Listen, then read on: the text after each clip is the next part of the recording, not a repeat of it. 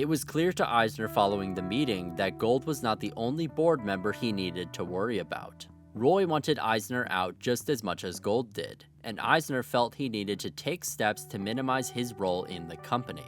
Quite an undertaking, considering he was a big shareholder, well liked by the animation department, and also named Roy Disney. It was his family's company, but he was not sitting at the head of the table. Eisner was the king of the Magic Kingdom, and he planned to keep it that way. Eisner first attempted to gain favor with Roy, hoping to create a rift between Roy and Gold. He pulled Roy aside and confronted him. "Roy, I don't understand this. You have a great life. You've made a fortune. I protect you. Why are you doing this?" "I agree with Stanley," Roy stated. The meeting ended very quickly when Roy reminded Eisner of his promise to leave when asked. "I never said that," Eisner insisted, leaving Roy with nothing left to say. So instead, Eisner prepared for battle. He instructed his loyalists within the company to report to him on everything Roy did day to day. Those who visited Eisner's office noticed a massive folder filled with every email Roy had sent or received over the years. Many worried about the things they had said regarding Eisner in those emails, especially the animators, who had long been frustrated by his micromanagement. Next, Eisner instructed animation executive Thomas Schumacher to bar Roy from all animation meetings, and worse, change the locks to his office in order to exile him from the lot altogether. Schumacher was friends with Roy, and although he had been reporting all their conversations to Eisner, working as a sort of spy, he refused to take such drastic measures to push Roy out of animation. He warned Roy not to attend animation meetings, but Roy, well aware of Eisner's actions against him, was unfazed and went about his work as usual. While Eisner made steps to reduce Roy's power in the company, he continued to work towards pushing Gold out, who he still saw as the real troublemaker. And he had a new excuse for pushing Gold out, one that held more weight. Because Gold was basically the chief executive of Shamrock, which handled Roy's financial holdings, Eisner claimed that Gold was beholden to Roy, making him a non-independent. The hypocrisy was obvious, with many of Eisner's loyalists having more egregiously inappropriate ties to the company. When the motion was brought up, Vandy Camp pointed out how ridiculous the situation was. "You must be kidding. This makes no sense. The shareholders won't accept this." But her opposition fell largely on deaf ears, with only her, Gold, and Roy left to oppose Eisner. It looked like Gold would soon lose his title. But with Vandy Camp on the board, Eisner still had one too many opposing voices to make such drastic changes. She had been brought on after Eisner did her a favor, but clearly Vandy Camp's integrity prevented her from incorporating that into any of her decision-making. The board had recently faced a motion on the idea of splitting the roles of CEO and chairman of the board, which Vandy Camp had supported. Although the motion failed to pass, Eisner knew she needed to go. Just after the start of the new year in 2003, Eisner pulled Vandy Camp into his office. "You're a terrible director," he said right off the bat. "You come late to meetings. You're not prepared. You're too busy." Vandy Camp was stunned. Nobody had ever made such accusations against her. By most accounts, she was a stellar director. But it did not take Eisner long to reveal the real issue he had with Vandy Camp. "You are so loyal to Stanley, it's like you've carried his babies," he said, without shame. Vandy Camp was floored by Eisner's comment, which to her seemed to indicate she was having an affair with Gold. Vandy Camp valued her marriage more than anything, and felt extremely hurt by such a claim. She grabbed hold of Eisner's hand. "Michael, stop this right now. The best thing I have in my life is my marriage. What you're really upset about is that I don't always vote with you. That's the real issue." "It's not that you haven't always voted with me," Eisner insisted. Then, he listed off every single time she had not voted with him. Every single time. More times than Vandy Camp could even remember. Vandy Camp, seeing how petty Eisner really was, decided to take a shot back.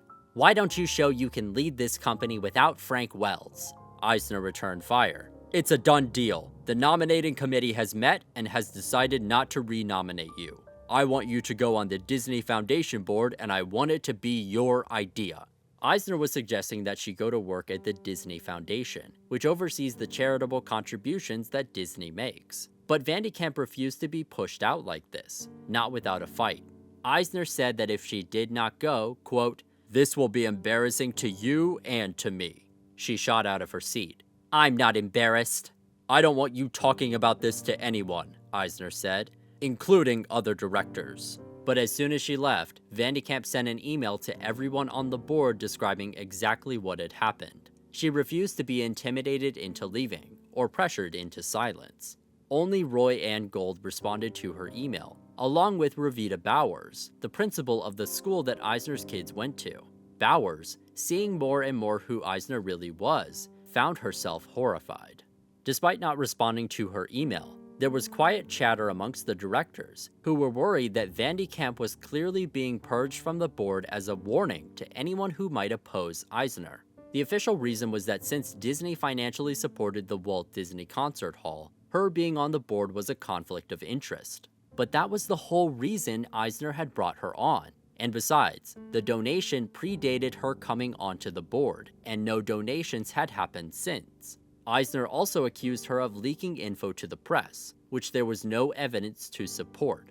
Vandy Camp looked into suing, but unfortunately, there was nothing concrete enough for her to build a solid case against Eisner. It was around this time that she received a call from Gold. "This is going to get ugly tomorrow," he warned. "You can still avoid this if you take the bribe of the foundation job and go quietly." Gold knew the real fight was between him and Eisner, and that Vandy Camp had just been caught in the crossfires. But she refused. She had to set an example and stand up to Eisner, even if nobody could save her. The day before she was due to be potentially voted out, Vandy Camp stormed up to the nominating committee. "The way I've been treated is an abomination," she said. "You should be ashamed of yourselves. Speaking as a former member of this committee, I want you to know that I would never have done this to you." She left, and nobody said a word. The next day, the full board met. Gold moved to reinstate Vandy Camp, which Roy seconded. Sidney Poitier, who rarely spoke up at meetings, voiced support as well. Then, Vandy Camp made her case. "I was asked to serve on this board to be an independent director, and now I'm not being renominated because that's exactly what I am, an independent director. The performance of this company has not been wonderful. I, along with some employees and shareholders, are concerned. Michael Eisner has cost this company a lot of money. $140 million on Michael Ovitz, and this board did nothing. $280 million on Jeffrey Katzenberg. This board did nothing. We have terrible relations with creative people in Hollywood because of Michael Eisner's arrogance. Many of the best executives have left the company. We've just fired all these people, yet Michael Eisner is getting a $5 million bonus. How do those people feel? The process which led to my not being renominated has been outrageous, and we should all be embarrassed. How we've conducted this has been a terrible example, both to ourselves and to the outside world. People look to Disney for leadership, and we have failed them." As soon as Vandy Camp sat back down, Revita Bowers burst into tears. "How can you do this to this distinguished woman?" she pleaded. Finally, it was time for the vote to reinstate Vandy Camp. First Gold, Roy, and Vandy Camp raised their hands. Bowers started to raise hers as well, but Eisner locked eyes with her, daring her to defy him. She thought for a moment, then stood up for what she felt was right, and raised her hand high. Poitier, despite having made a speech on Vandy Camp's behalf, saw Eisner's piercing glare and kept his down, abstaining along with one other member. In total, Vandy Camp received only 4 votes in favor of her staying, with 10 against and 2 abstaining. Despite failing to defeat Eisner, she dutifully served her tenure to the end, quietly leaving her final meeting without a word. With that done, Eisner was able to easily push Gold out of his role as the co-chairman of the Nominating and Governance Committee. He was still on the board, but had lost a critical role and allowed Eisner to further solidify his power. Immediately after, Eisner received his $5 million bonus from the Compensation Committee, while the company was continuing to struggle. The board was almost completely held within Eisner's grasp, but he was still facing scrutiny. The relationship between Pixar and Disney had reached an impasse, with Steve Jobs' refusal to negotiate with Eisner. It looked as if the companies may have to cut ties, which infuriated Gold.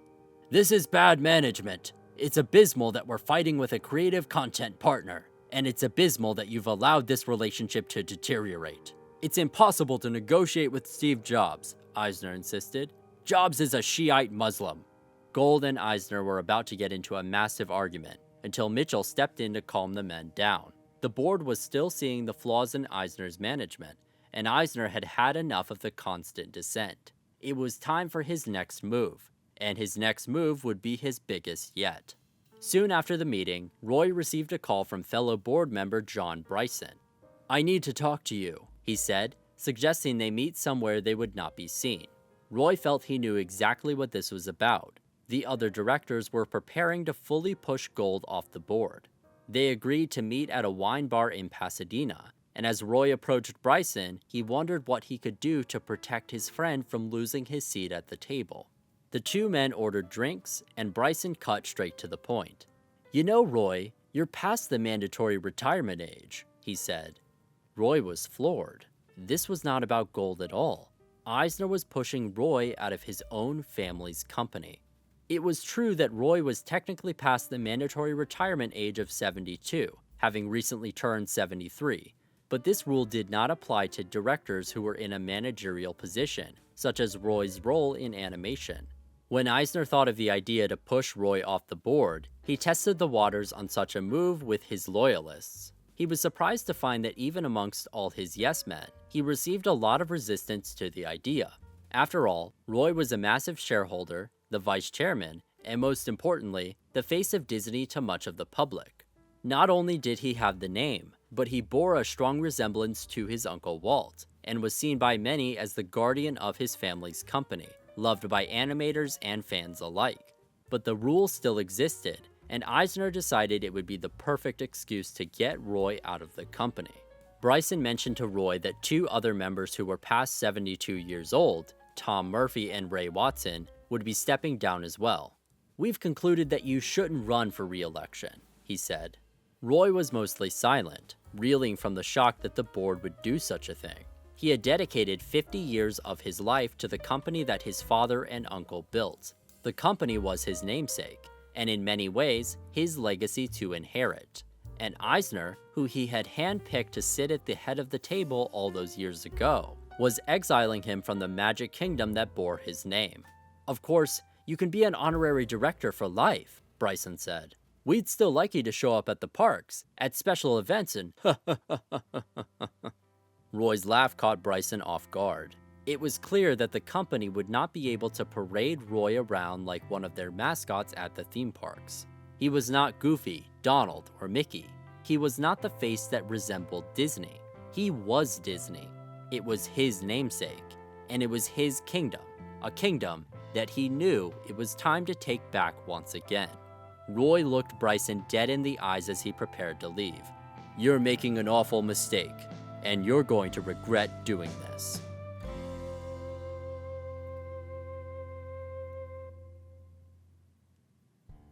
Next time, we'll follow Roy and Eisner as they battle for the future of Disney. As Roy takes his concerns to the public, rallying support with fans and shareholders alike, Eisner assembles his team of loyalists to prepare for war.